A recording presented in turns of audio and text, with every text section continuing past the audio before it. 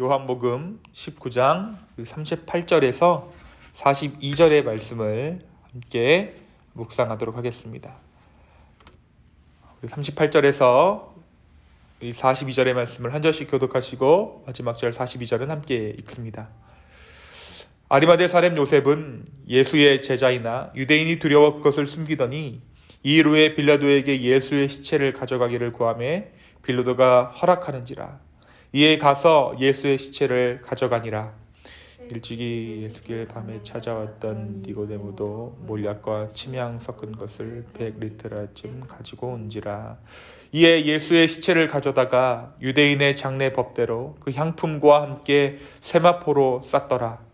예수께서 십자가에 못 박히신 곳에 동산이 있고 동산 안에 아직 사람을 장사한 일이 없는 새 무덤이 있는지라. 함께 읽습니다.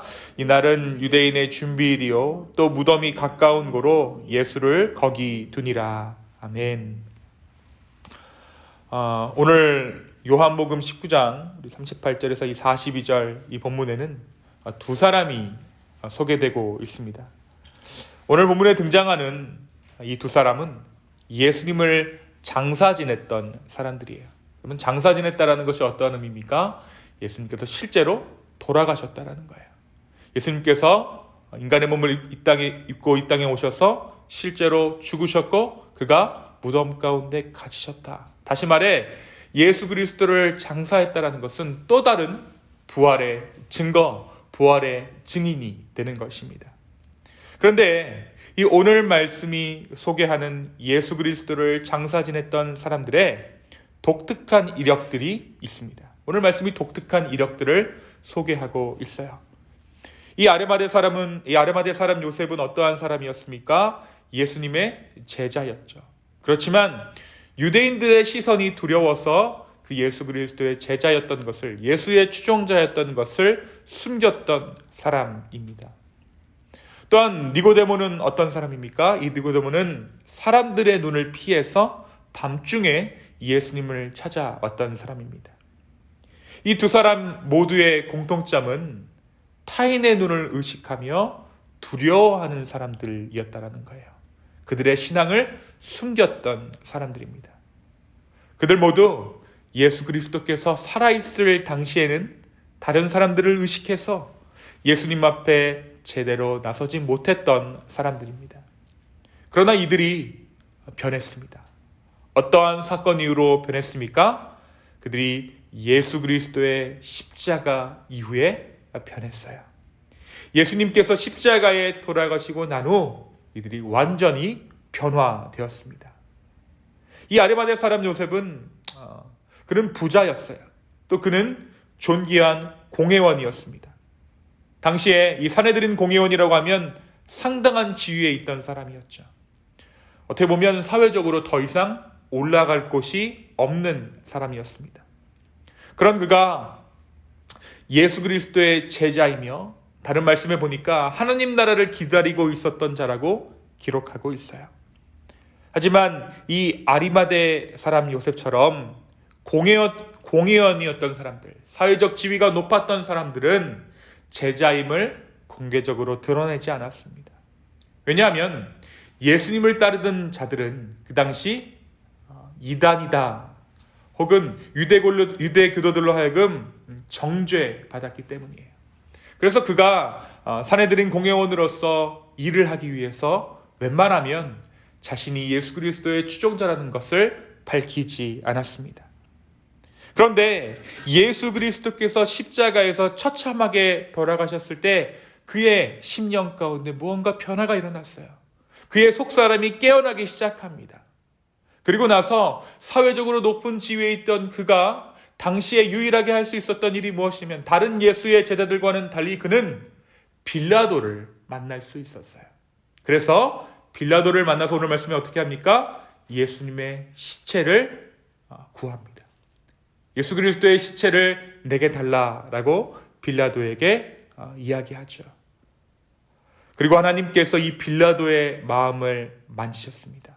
이 빌라도가 요셉에게 예수님의 시체를 넘겨주게 되고 예수님의 시신을 요셉은 장사합니다. 이 니고데모는 또 어떠한 사람이었습니까? 아무도 모르게 밤중에 예수님을 찾아왔던 청년이에요. 이 역시 높은 지위를 가지고 있었고 부자였습니다. 그런데 이 니고데모 가운데 말 못할 고민이 있었죠. 그것은 거듭남, 중생에 대한 고민이었어요. 영생을 향한 고민이었습니다. 그가 말씀을 지키고 정말 하나님을 섬긴다고 말하지만 그의 마음 가운데, 그의 삶 가운데 채워지지 않던 그 갈망함을 가지고 예수님께 나와요. 자, 예수님께서 그런 니고데모에게 무엇이라고 말씀하시냐면 너가 거듭나지 않고는 하나님 나라를 볼 수 없다라고 말씀하십니다. 그리고 복음의 진수와도 같은 말씀을 니고데모에게 전하시죠. 그 말씀이 우리가 잘 알고 있는 요한복음 3장 16절이에요. 하나님이 세상을 이처럼 사랑하사 독생자를 주셨으니 이는 그를 믿는 자마다 멸망하지 않고 영생을 얻게 하려 합니다. 이 대화 끝에 니고데모가 다시 돌아갑니다.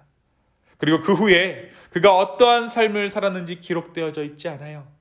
그리고 다시 니고데모에 대한 말씀이 기록되어져 있는데 그것이 바로 오늘 본문이죠. 그가 예수 그리스도의 장례를 위해 모약과 침향 섞은 것을 가지고 왔다. 지금으로 치면 한 100파운드 정도 되는 장례 물품을 가지고 예수님의 장례를 돕습니다. 사랑하는 성도 여러분, 오늘 말씀에서 이 아리마대 사람 요셉과 이 니고데모는 어떻게 기억되어지고 있습니까? 요한이 기록하고 있는 이 요셉과 니고데모는 어떠한 사람들입니까? 제가 처음에도 말씀드렸지만 이 사람들은 또 다른 부활의 증거가 되었어요. 이 사람들은 예수님을 밤늦게 찾아간 제자였던 것을 숨겼던 그러한 연약한 신앙의 모습으로 이 사람들이 기억되어지는 것이 아니라 예수 그리스도의 마지막을 함께한 자로 예수 그리스도의 장례를 준비한 또 다른 부활의 증인들로 오늘 말씀 가운데 기록되어져 있는 것을 우리가 확인합니다.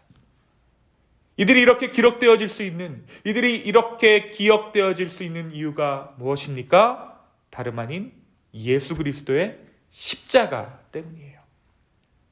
힘없이 사형수의 모습으로 돌아가신 예수 그리스도의 그 십자가가 그들의 삶 가운데 진리로 다가온 것입니다. 그리고 그 십자가를 통해 그들은 예수 그리스도의 그 하나님 되심을 인정하게 되었습니다. 오늘 저와 여러분의 삶 또한 끊임없는 의심으로 채워질 수 있어요. 예수님에 대한 의심, 나의 신앙에 대한 의심, 나의 믿음에 대한 회의들이 우리의 삶 가운데, 우리 안에도 있을 수 있다는 것이죠. 또한 우리의 믿음은 연약하기 이루 말할 데 없습니다. 우리는 너무나도 쉽게 무너지고 우리는 너무나도 쉽게 유혹받습니다.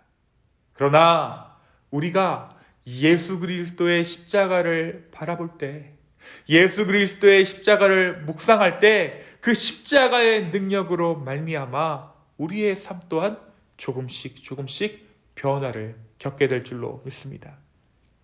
이들이 예수님을 처음 만난 그 순간에 그들의 신앙이 드라마틱한 변화를 경험했던 것은 아니에요. 그들의 영적 존재는 변화했죠. 죽음에서 영생으로 큰 변화, 정말 본질적인 변화를 가지게 되었지만 그들의 신앙은, 그들의 삶의 모양은 여전히 불완전했습니다.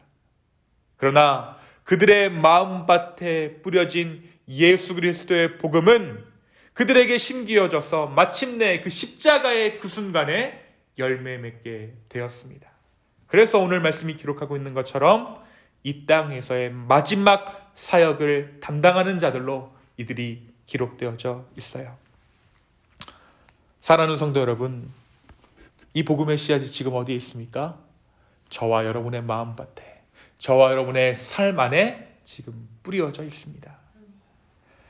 그 예수 그리스도의 십자가, 예수 그리스도의 복음의 씨앗이 우리 안에 심겨져 있음을 믿으시기 바랍니다. 요셉과 니고데모에게 뿌려졌던 복음의 씨앗이 자라났던 것처럼 늘 부끄러운 신앙을 숨기고만 싶고 예수님을 떳떳이 믿지 못하는 우리의 신앙도 자라가게 될 것입니다. 주님의 십자가의 죽음이 두려워하던 요셉과 니고데모를 변화시켰던 것처럼 이번 이 사순절 기간에 나의 시선을 오직 주님과 예수 그리스도의 십자가에 고정시킴으로 내 삶의 새로운 변화를 갈망하는 저와 여러분 되기를 예수님의 이름으로 축원합니다. 이 시간 함께 기도하겠습니다.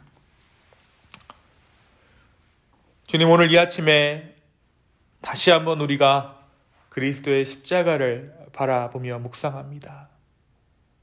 주님, 우리로 하여금 주 예수 그리스도의 십자가로 말미암은 진정한 변화가 있는 줄로 믿습니다. 아버지 하나님, 우리의 삶 가운데 아직 그 흔적이 보이지 않지만 여전히 우리는 연약하고 여전히 우리는 인간적인 생각을 하지만 그러나 주님, 우리의 삶을 붙잡아 주시고 우리의 마음을 주여 붙잡아 주십시오. 그리하여서 정말 요셉과 정말 이 니고데모를 하나님의 나라 가운데 초청하시고 그들을 사용하셨던 것처럼 우리의 인생을 사용하여 주시고 우리의 삶을 주여 보듬어 주시옵소서. 주님, 오늘 이 아침에 하나님 앞에 나와 기도하는 당신의 백성들이 있습니다. 주님, 그 하나님 앞에 기도하는 중에 예수님을 만나게 하여 주십시오. 그리고 예수님 가운데 진정한 그 삶의 변화가 있게 하여 주시옵소서. 감사합니다. 이 모든 말씀 살아계신 예수 그리스도의 이름으로 기도하였습니다. 아멘.